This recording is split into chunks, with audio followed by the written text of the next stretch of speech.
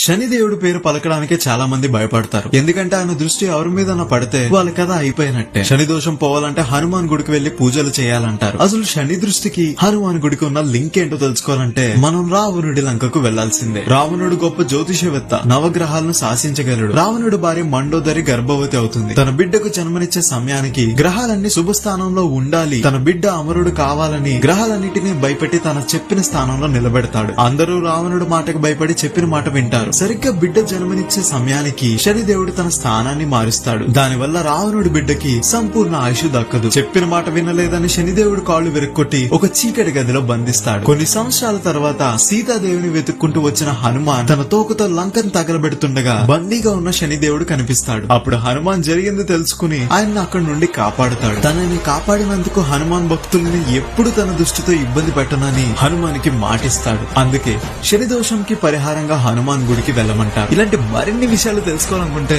Kola station follow అయిపోలు మరి.